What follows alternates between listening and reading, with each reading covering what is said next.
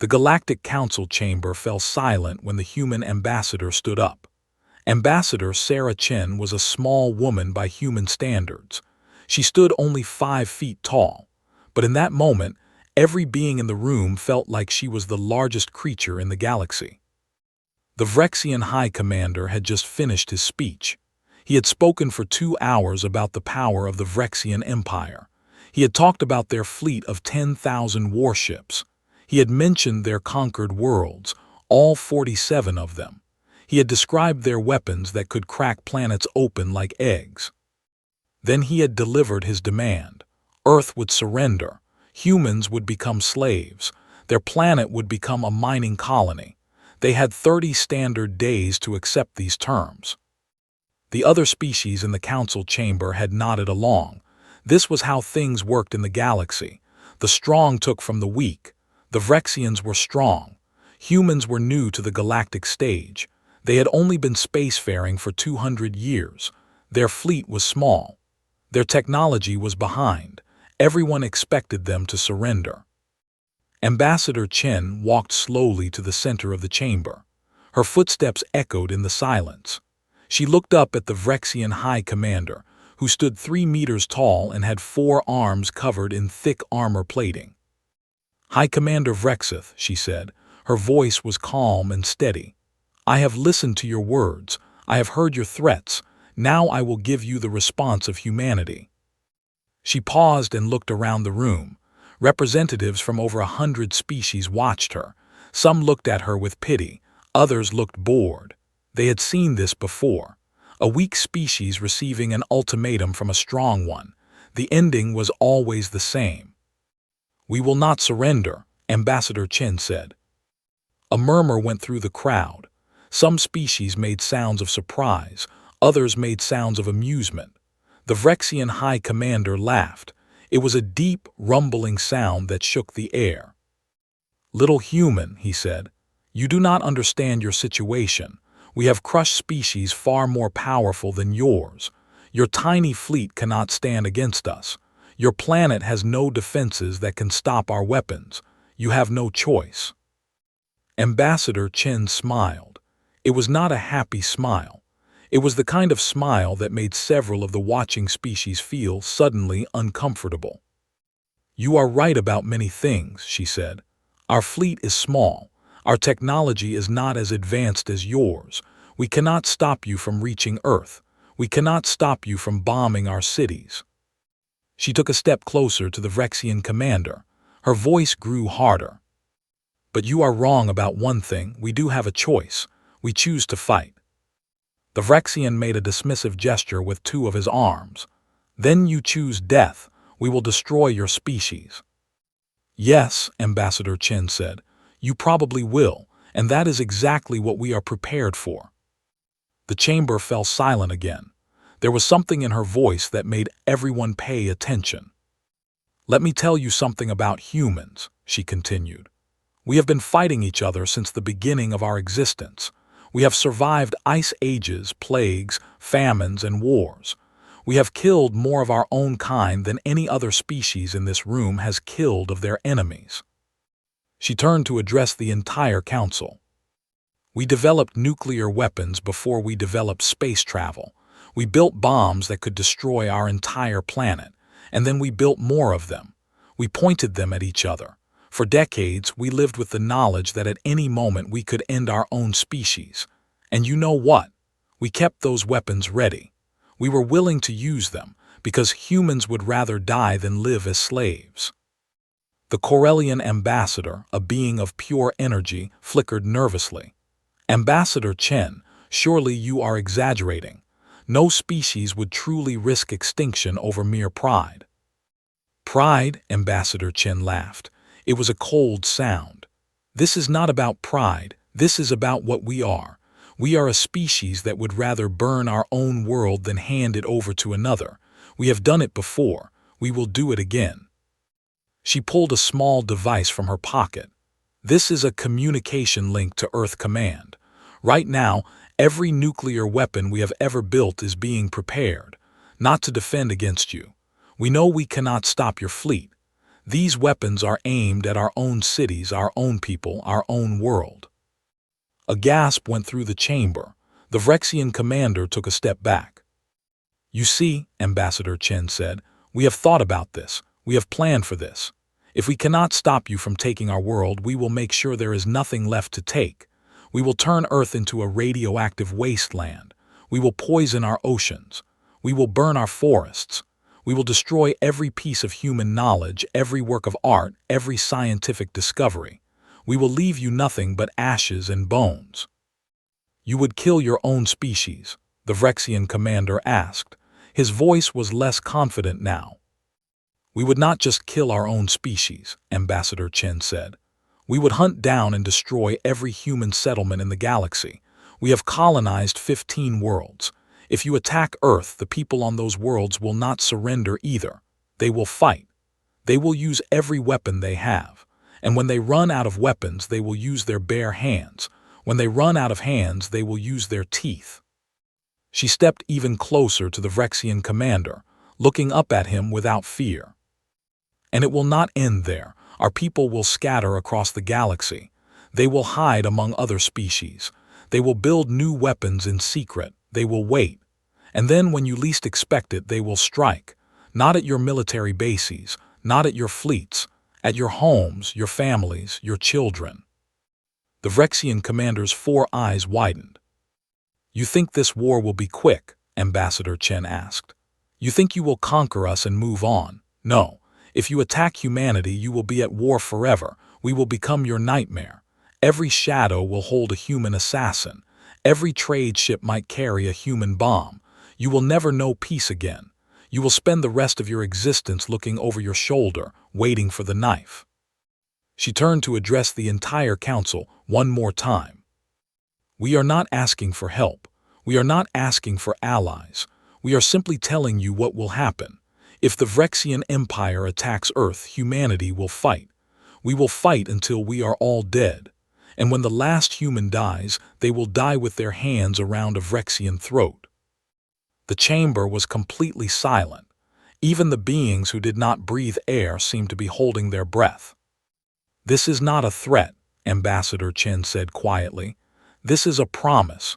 This is what we are. This is what we have always been. You can destroy us, but you cannot defeat us, because defeat means giving up, and humans never give up."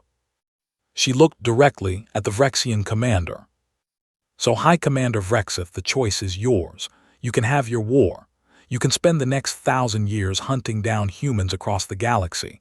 You can watch your empire crumble as you waste resources chasing a species that refuses to die. Or you can turn your fleet around and leave us alone. Those are your only options. There is no surrender. There is no negotiation. There is only war or peace. Choose." She walked back to her seat and sat down.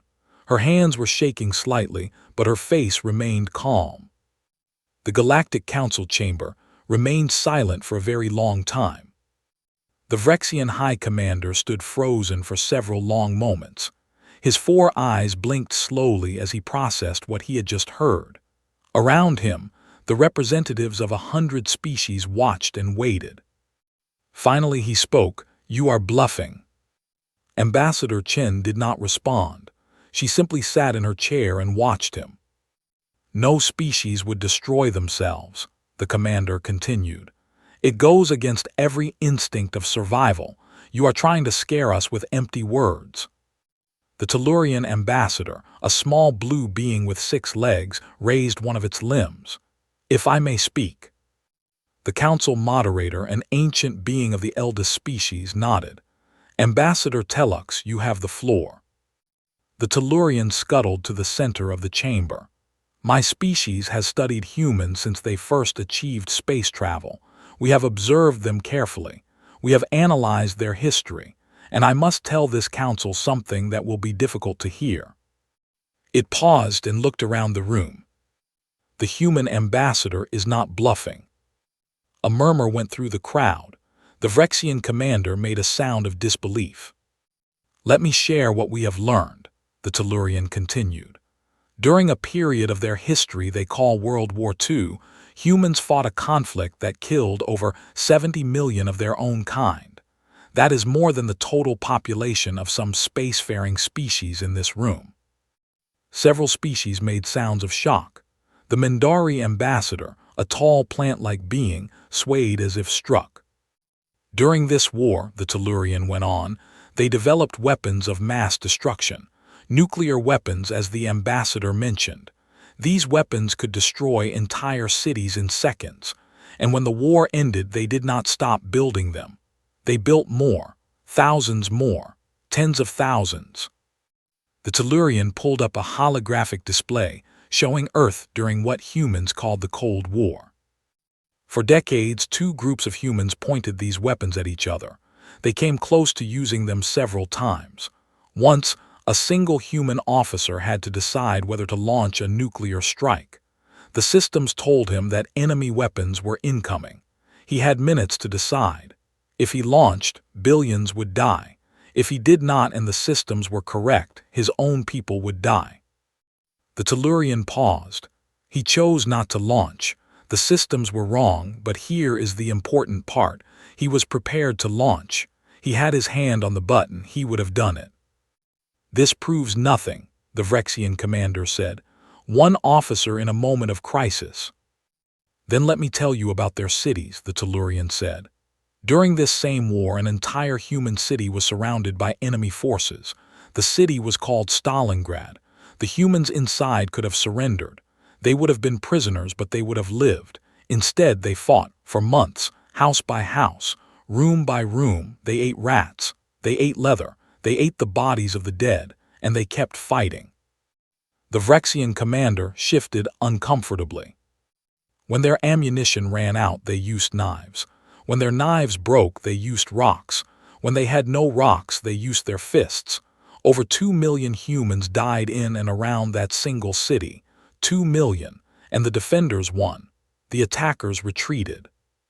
The Tellurian turned off the display and faced the council. I could tell you 100 more stories like this.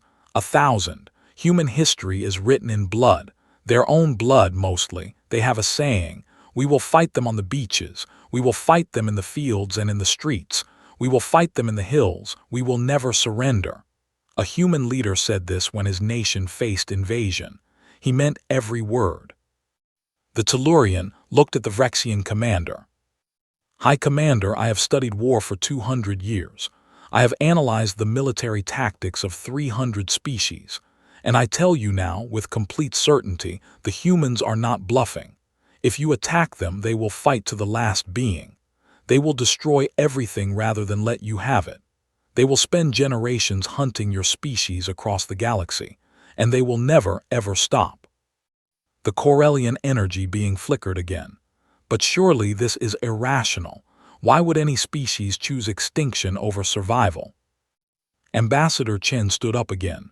Because to us, there are things worse than death. The council fell silent. You see us as weak, she said. Because we are new, because our technology is not as advanced, because our fleet is small, but you do not understand what you are looking at. We are not weak. We are survivors. Every single human alive today is descended from beings who refused to give up, who fought through ice ages and famines, who crossed oceans in tiny boats, who walked across deserts, who climbed mountains. Our ancestors were the ones who kept going when everything told them to stop. She walked to the center of the chamber again. That is why we are here. That is why we reached the stars. Not because we were the smartest species on our planet, not because we were the strongest, but because we never gave up. We are stubborn. We are persistent. We are, as one of our philosophers put it, the animal that refuses to know when it is beaten. She looked at the Vrexian commander. You want to know why we would choose extinction? Because slavery is not survival. Being conquered is not living. To us, a life without freedom is not a life at all. We would rather die standing than live kneeling. And that is not just words. We have proven it again and again throughout our entire history.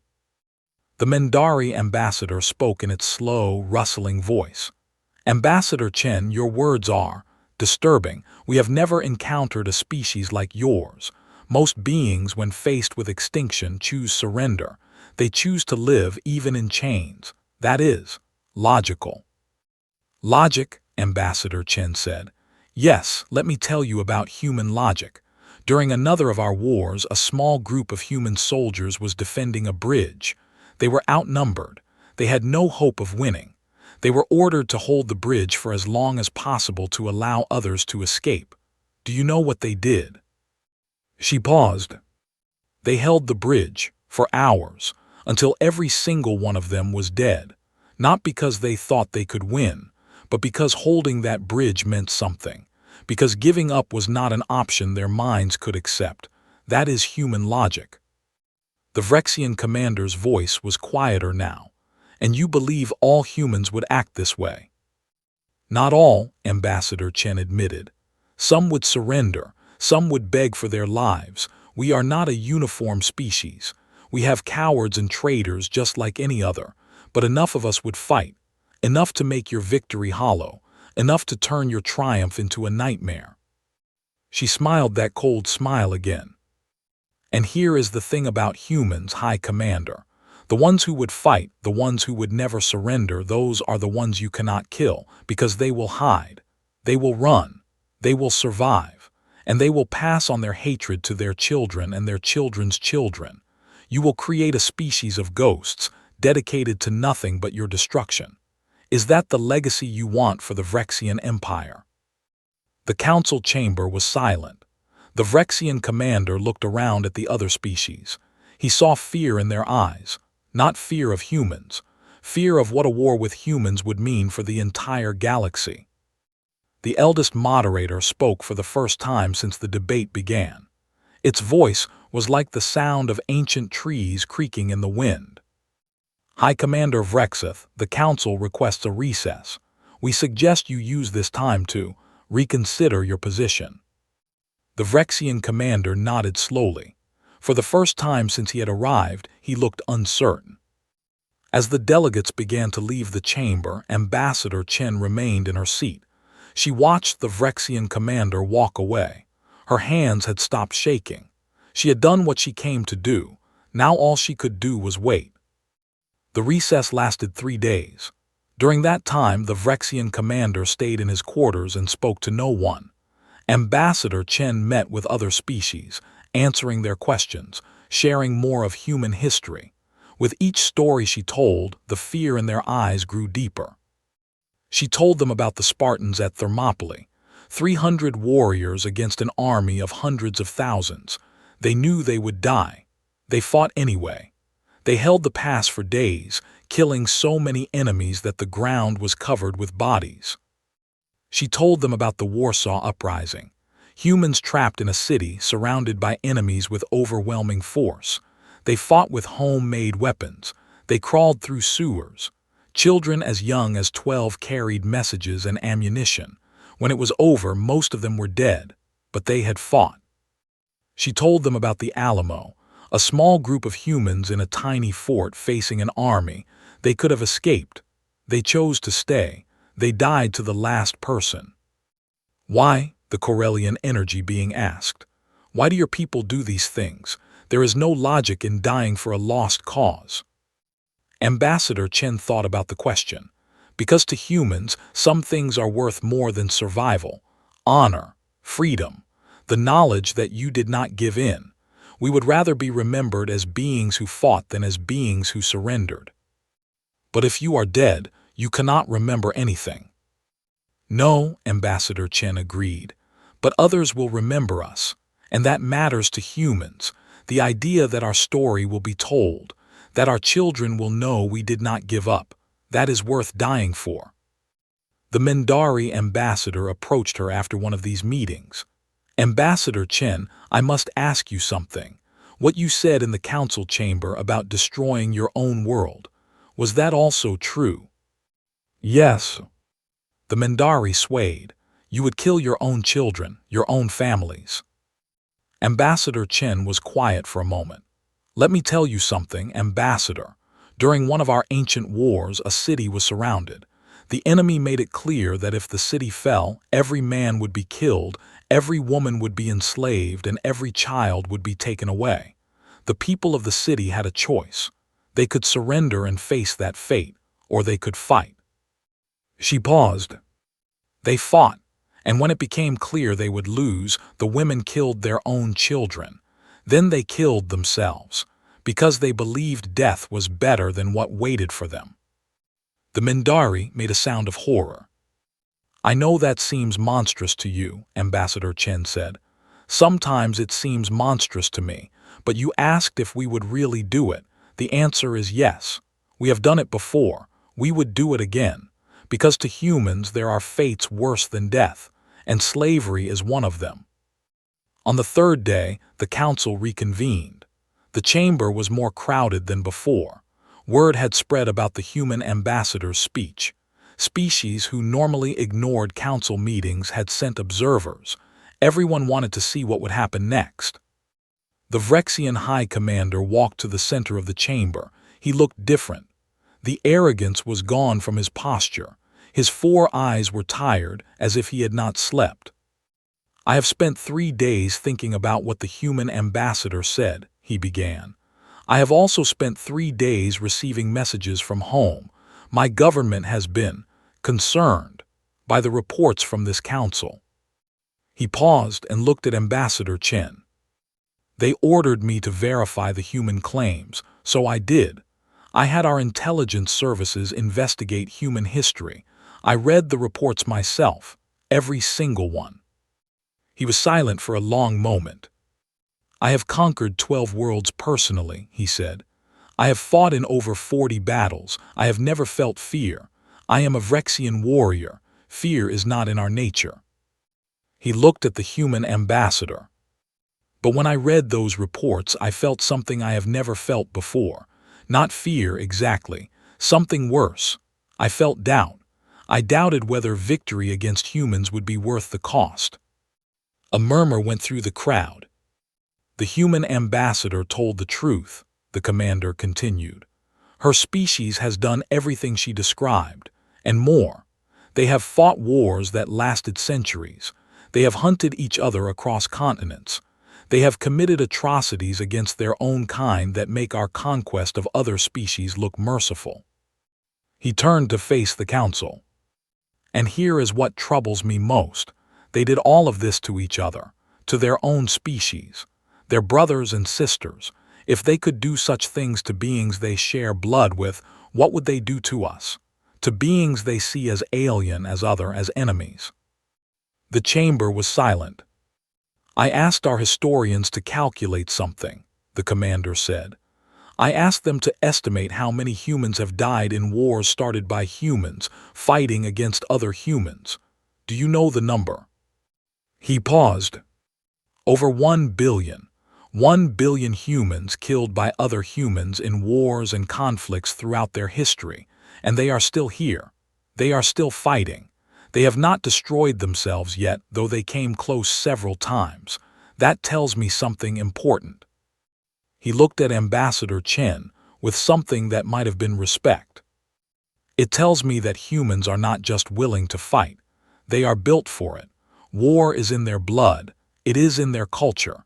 It is in their very souls. And if we attack them, we will not be fighting a species. We will be fighting a force of nature. He straightened to his full height. I have made my decision, and I have convinced my government to support it. The Vrexian Empire will not attack Earth. We will not make war on humanity. A sound of relief went through the chamber. Several species made gestures of approval. But the commander raised one of his hands. I have one request. Ambassador Chen, I would like to speak with you privately. There is something I need to understand. Ambassador Chen nodded. Of course, High Commander. After the council session ended, the two of them met in a small room off the main chamber. The Vrexian commander sat across from the human ambassador. Without his armor, he looked smaller, almost vulnerable. I need to know something, he said. Were you afraid? When you made that speech, when you threatened to destroy your own world, were you afraid? Ambassador Chen considered the question. Yes, she said finally. I was terrified, My hands were shaking the entire time. But you did it anyway. Yes. Why? Because it needed to be done. Because I believed it was the only way to save my people. The Vrexian commander nodded slowly. That is what I do not understand about your species. You feel fear, but you act anyway. Among my people, if a warrior feels fear, they are considered weak. They are removed from combat duty. But you feel fear and still fight. How? Ambassador Chen smiled. We have a word for it: courage. We believe that courage is not the absence of fear. It is feeling afraid and choosing to act anyway. Every human who has ever done anything brave has been scared. We just do not let it stop us. The Vrexian was silent for a long time. I think, he said finally, that my species has made a mistake. We have spent thousands of years conquering others because we believed strength was everything. But you humans have shown me that there is a different kind of strength. The strength to keep fighting even when you know you cannot win. The strength to face death without flinching. That is something my people do not have. He stood up and looked down at the small human ambassador. I will not forget this conversation, Ambassador Chen, and I will make sure my people do not forget either. Humans are not to be trifled with. That lesson will be taught in our military academies for generations. Ambassador Chen stood and offered her hand. The Vrexian looked at it for a moment, then reached out with one of his own hands and grasped it gently. Perhaps, he said, this is the beginning of something new, not war, not conquest, something else. Perhaps, Ambassador Chen agreed. Humans are good at war, but we are also good at peace, when we choose to be. The news of the Vrexian withdrawal spread across the galaxy like fire. Within days, every species with access to faster-than-light communication knew what had happened.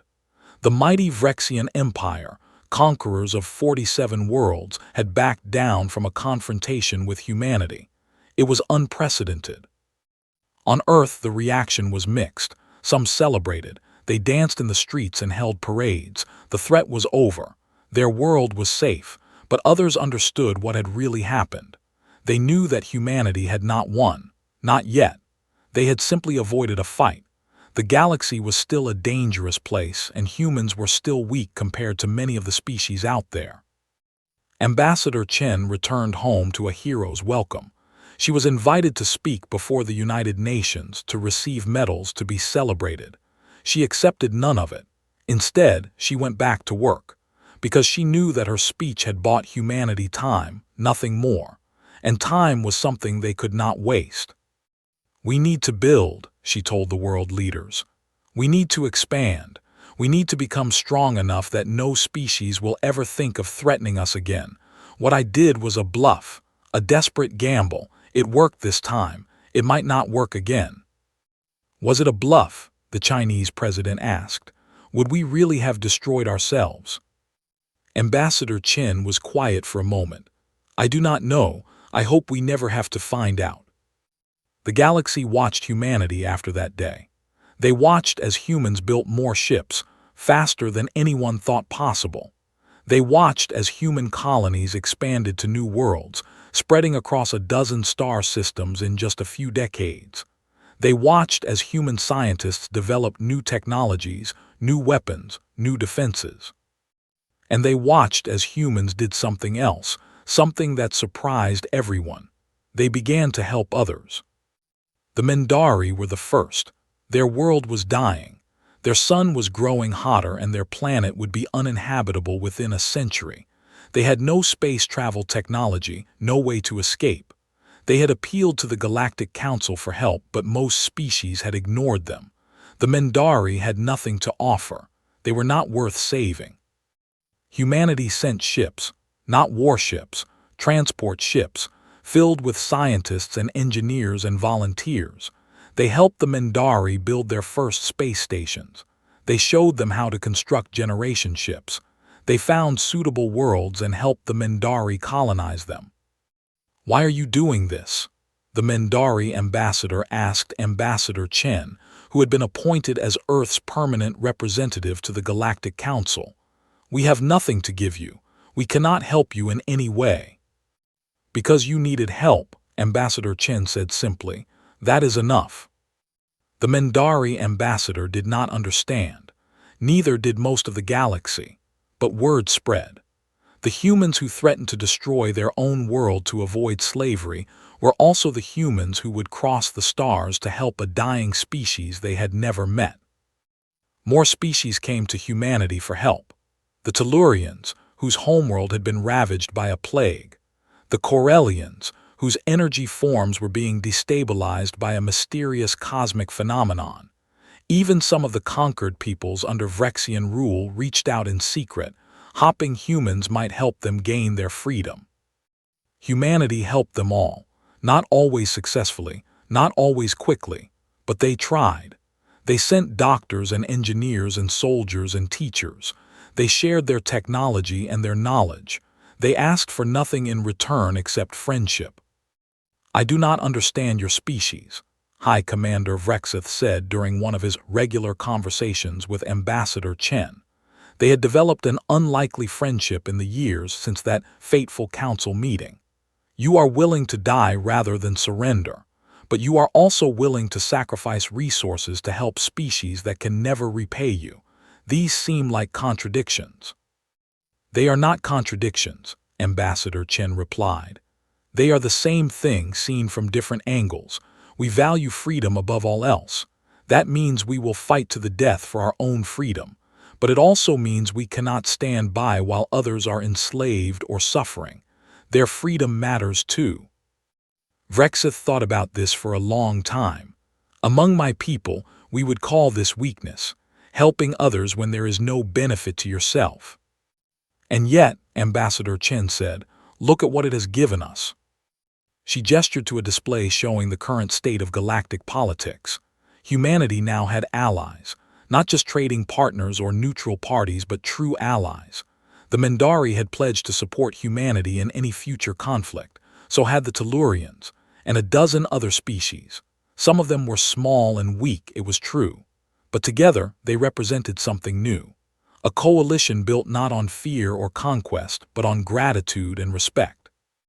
"Your empire is large," Ambassador Chen said, "but it is held together by fear. Your conquered peoples do not love you. They obey because they have no choice. The moment your power weakens, they will turn on you. But our allies stand with us because they choose to, because they know we would stand with them." Vrexith nodded slowly.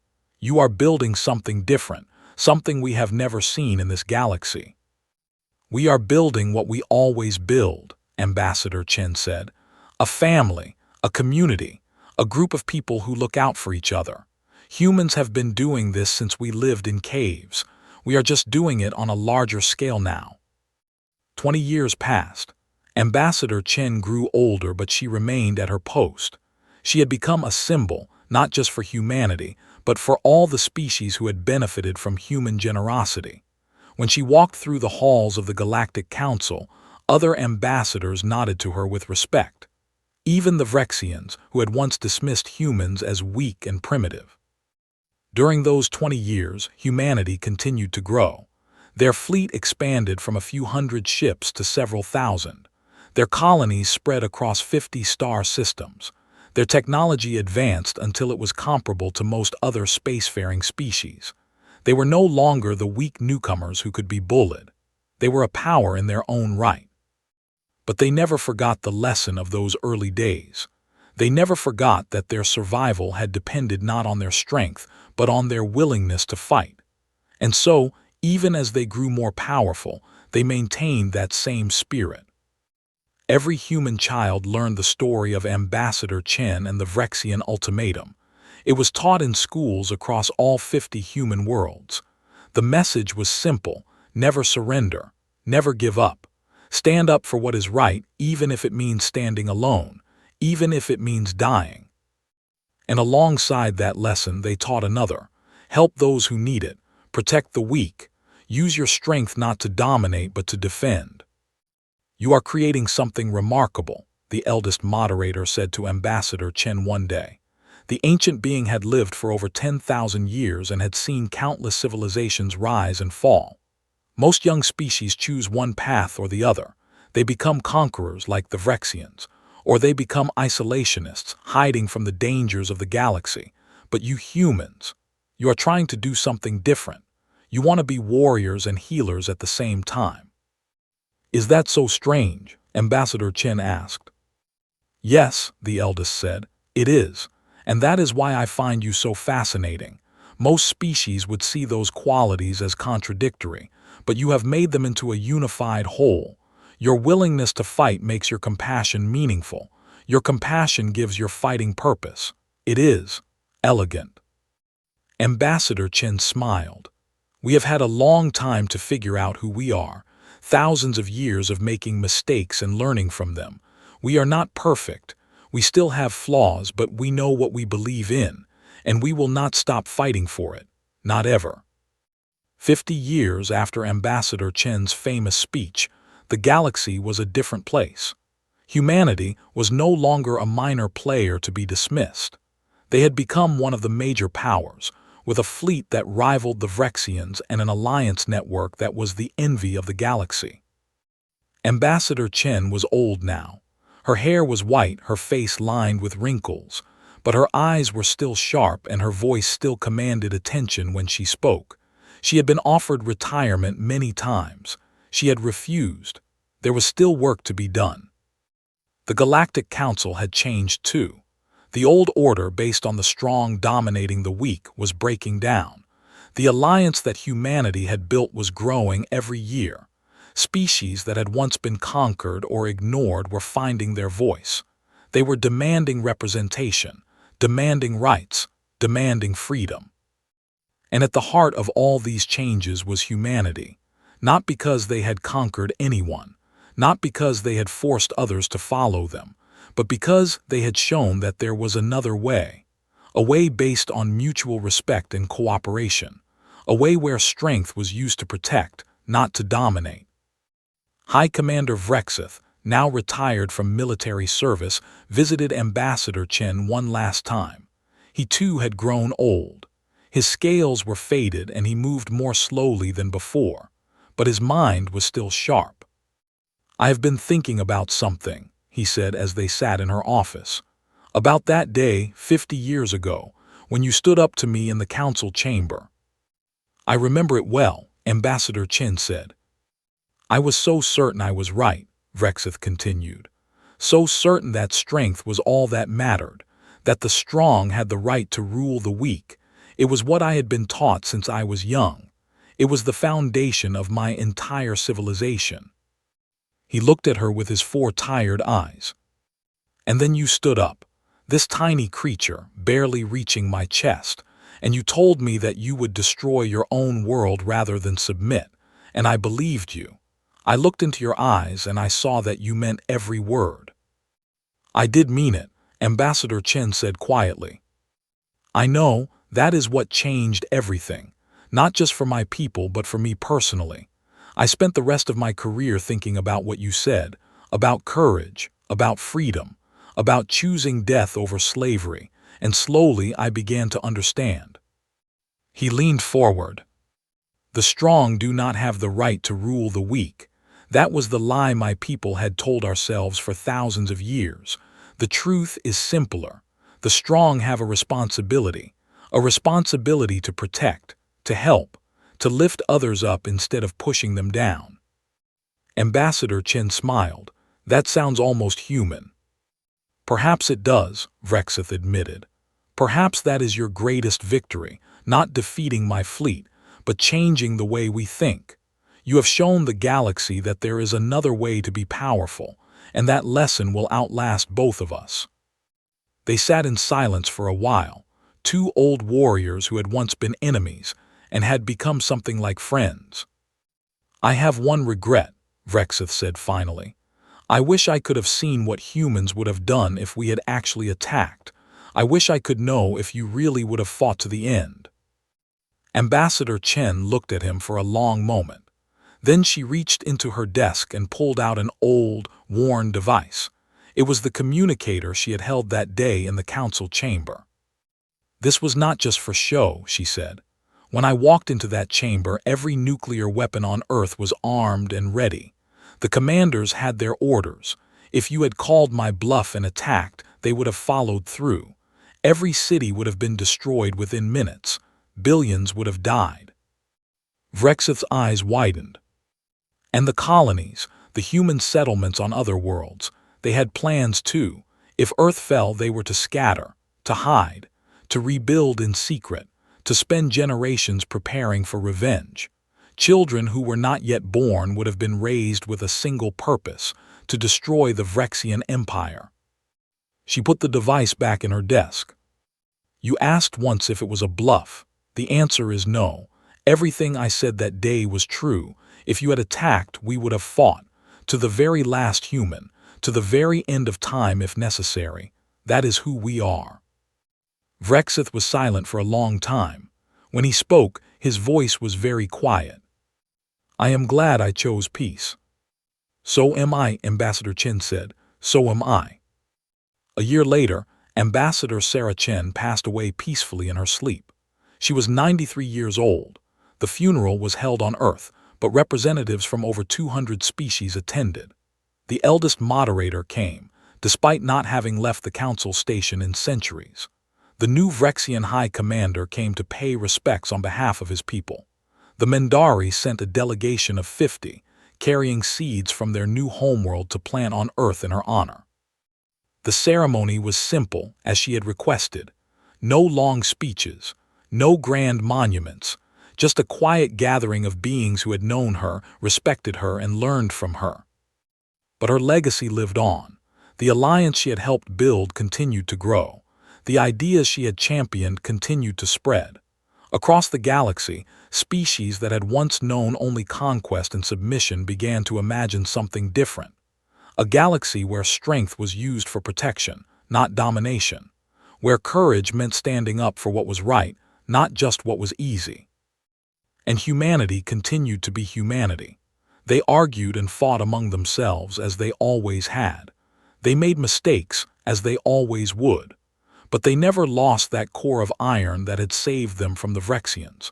That willingness to fight, to sacrifice, to stand up even when standing meant certain death. When new threats arose, and they did arise, humanity faced them the same way. Not with bravado or arrogance, but with that quiet, terrible determination that had made the Vrexians back down. With the knowledge that they would fight to the end. That they would never, ever surrender. And the galaxy believed them, every time. Because when humans said they would fight to extinction, the galaxy had learned to take them at their word. Centuries passed. Empires rose and fell. New species achieved space travel while old ones faded into memory. But the story of Ambassador Chen and the Vrexian ultimatum was never forgotten. It was told in schools across 1,000 worlds. It was studied in military academies. It was discussed in philosophy classes. And whenever some new power thought about threatening humanity, they would remember the story. They would remember the small woman who stood before a giant and did not blink. They would remember the species that would rather die free than live as slaves. And they would think twice. Because in all the vast universe, across all the countless species and civilizations, there was nothing quite like humans. They were not the strongest, they were not the smartest, they were not the most advanced, but they had something that no one else had, that stubborn, relentless, unbreakable will, the refusal to give up, the willingness to fight against impossible odds, the courage to face death with defiance. It was, perhaps, their greatest gift to the galaxy, not their technology or their resources or their military might, but the idea that even the weakest can stand against the strong, that even the smallest can make the mightiest think twice. That freedom is worth any price, even the ultimate one. When humans said they would fight to extinction, the galaxy believed every word. And that made all the difference.